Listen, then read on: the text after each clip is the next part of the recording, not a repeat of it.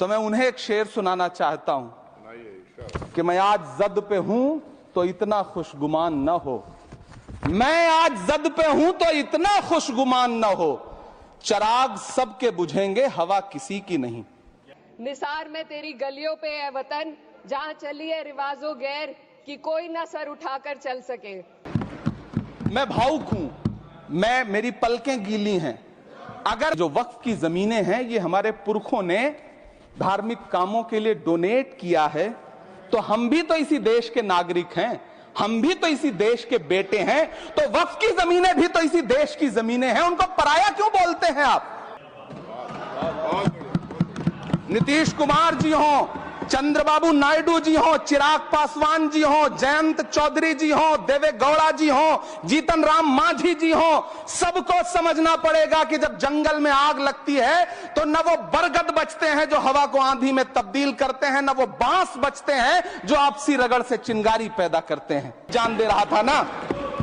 और मंत्री जी, मैं इस सदन में अलग ऐलान ये कहता हूं कि जब भी इस देश की जमीन को लहू की जरूरत होगी, आपसे 2 कदम आगे इमरान खड़ा मिलेगा, ये मैं आपसे यकीन दिलाते हुए कह रहा हूं।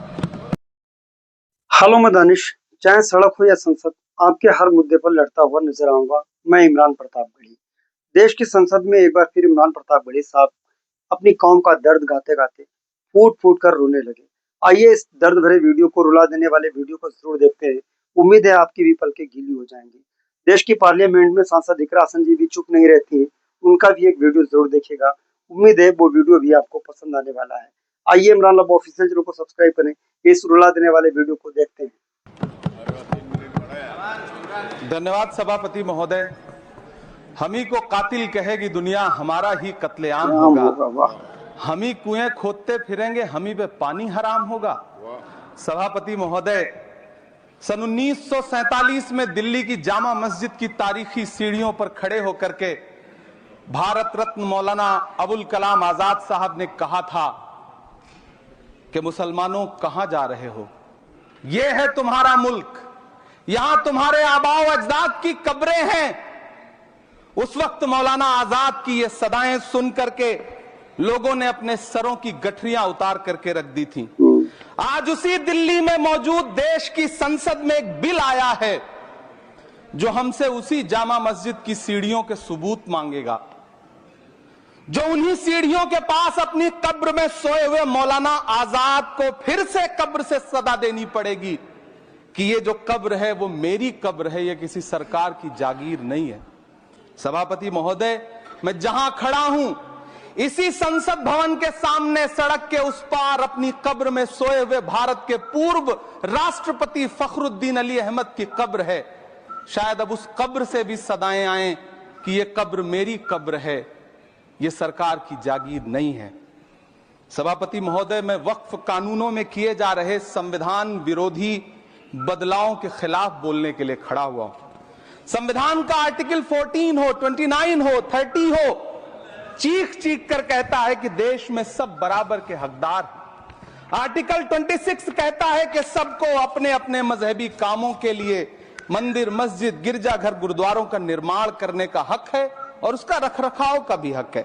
लेकिन डॉक्टर बाबा साहब अंबेडकर के संविधान को हर दिन कुचलने वाली ये सरकार देश के मुसलमानों से नफरत में इतनी अंधी हो गई है कि खुलेआम देश की संसद में देश सरकार के माइनॉरिटी मिनिस्टर साहब और होम मिनिस्टर साहब झूठ बोलते हैं और देश को गुमराह करते हैं, झूठ शब्द असत्य बोलते हैं। सरकार ने इस बिल का नाम उम्मीद रखा है। मंत्री जी, कल से इसे देश के मुसलमानों के लिए नई उम्मीद बता रहे हैं। नहीं मंत्री जी, न तो यह बिल मुसलमानों के लिए नई उम्मीद है और न ही उम्मीद की नई किरण। सभापति महोदय, भाजपा ने पूरे देश में वक्फ के नाम पर कई सारे झूठ फैलाए हैं। जिस बिल को मुसलमानों के हुकूक की हिफाजत करने वाला बिल बताया जा रहा है, उसी को पेश करने के लिए और उस पर बात करने के लिए लोकसभा में भाजपा सरकार के पास एक भी मुस्लिम सांसद नहीं है। जिस वक्त मैं लोकसभा कह रहा हूं, सुना करिए। जिस वक्फ बिल को मुस्लिम महिलाओं को हक दिलाने वाला बताया जा रहा है, उसे संसद में पेश करने वाली पार्टी के पास न तो राज्यसभा में, न लोकसभा में, न देश की किसी विधानसभा में एक भी मुस्लिम महिला सदस्य नहीं। कल किरण रिजिजू जी कह रहे थे कि रेलवे की जमीनें देश की जमीनें हैं, डिफेंस की जमीनें देश की जमीनें हैं। हां मंत्री जी हैं, बिल्कुल हैं।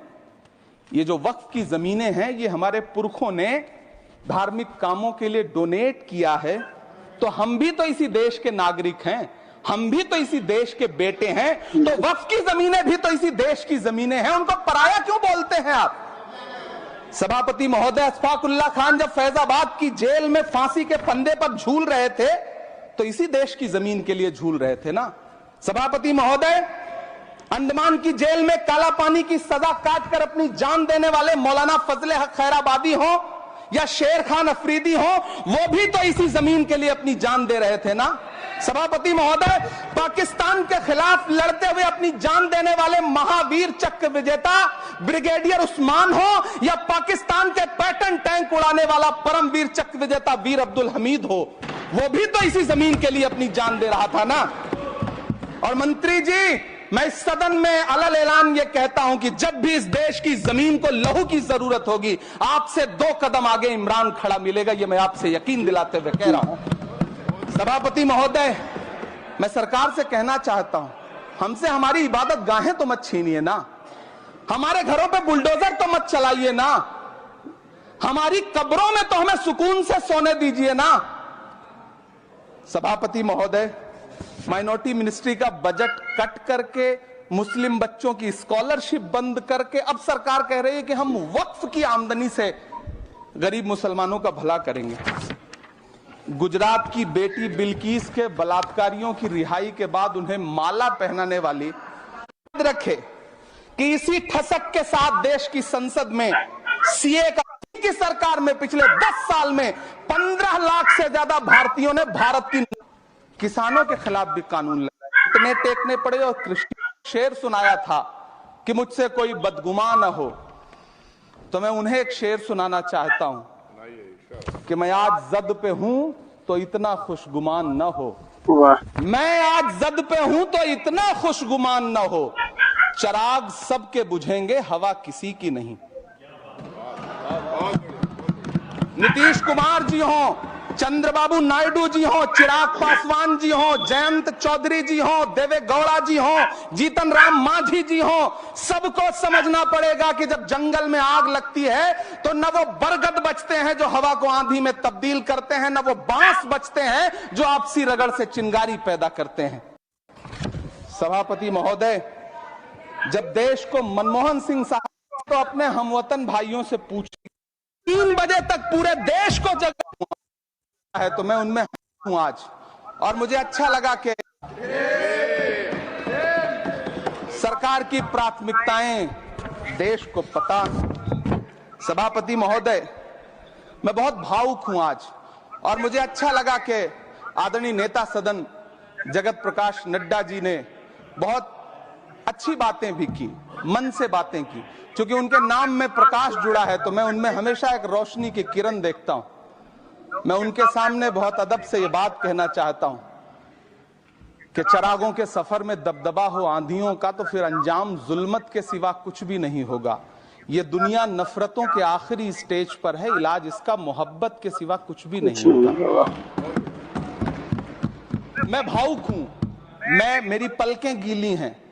अगर इमरान प्रतापगढ़ी साहब के इस वीडियो को देख चुके हैं, मुझे उम्मीद है आपको ये वीडियो पसंद आया होगा। अगर ये वीडियो पसंद आया है तो अपने यार दोस्तों में जरूर शेयर करिएगा। क्या आइए सांसद इकरा सिंह जी को सुनते हैं, वो क्या कुछ कह रही हैं। वीडियो को मेरे साथ। और हमारी जड़ों पर एक नया फरमान लाया गया। पहले उत्तर प्रदेश में मुसलमानों को नमाज पढ़ने पर रोक लगाई और फिर सौगात में ये बिल लाया गया। निसार में तेरी गलियों पे है वतन, जहाँ चली है रिवाजो गैर कि कोई ना सर उठाकर चल सके।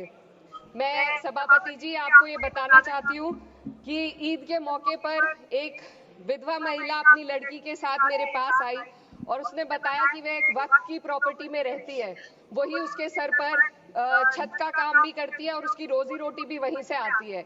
वो इस बिल को लेकर इतनी फिक्रमंद थी कि कहीं उससे वो उसकी संपत्ति ना छीन ली जाए। वो अकेली एक ऐसी महिला नहीं है, ऐसे लाखों लोग हैं जो वक्फ की, गरीब लोग, गरीब महिलाएं जो वक्फ की संपत्ति से अपना रोजगार चला रहे हैं। और ये जो वक्फ बाय यूजर क्लॉज के हटाने से लाखों वक्फ की जायदाद अपना स्टेटस खो देंगी और लाखों लोग, इसी तरीके के लोग सड़कों पर आ जाएंगे। वक्फ क्या है? वक्फ बाय यूजर क्या है? इसका ये मतलब है कि कोई जायदाद अगर सालों से दीन और भलाई के कामों के लिए इस्तेमाल हो रही हो तो वो खुद ब खुद वक्फ मानी जाएगी। हिंदुस्तान की अदालतों ने भी इस बात को तस्लीम किया है। वक्फ बाय यूजर सिर्फ वक्फ बोर्ड को ही मिली कोई खास सौगात नहीं है, ये बल्कि सभी अन्य धार्मिक ट्रस्टों को परंपरा और यूज के आधार पर बिना किसी डॉक्यूमेंटेशन के धार्मिक चरित्र को डिक्लेयर करने का राइट मिला हुआ है। भारत के संविधान के आर्टिकल 13 क्लॉज 3 में कस्टम और यूसेज को कानूनी वैधानिकता प्रदान करता है। इसी आर्टिकल से वक्फ बाय यूजर भी निकला गया है। इस बिल के कानून बनने पर वक्फ बोर्ड तो इस प्रोविजन से हाथ धो बैठेगा, लेकिन अन्य धार्मिक ट्रस्टों को यह सुविधा जारी रहेगी। इससे भारतीय संविधान के आर्टिकल 14 और 15 का सीधा उल्लंघन है, जो धर्म और जाति के आधार पर भेदभाव और कानून के सामने सभी की बराबरी पर जोर देता है। मैं इसके साथ ये भी कहना चाहती हूँ कि सत्ता के लोग जो एक दूसरे की पीठ थपथपा रहे हैं कि वक्फ बाय यूजर का जो अमेंडमेंट इन्होंने दिया उसको एक्सेप्ट कर लिया गया है, लेकिन इनकी शरारत यह है कि उसके साथ ही एक ऐसा प्रोवाइजो इसमें शामिल किया गया जिसके आधार पर यह कहा गया है कि अगर कोई भी वक्फ की संपत्ति विवादित हो तो वो अपना वक्फ स्टेटस खो देगी। तो जो अमेंडमेंट इन्होंने दिया है, जिसको एक्सेप्ट कर लिया गया है, उसका कोई मतलब नहीं है। ये इनकी नीयत है जो साफ जाहिर हो रही है।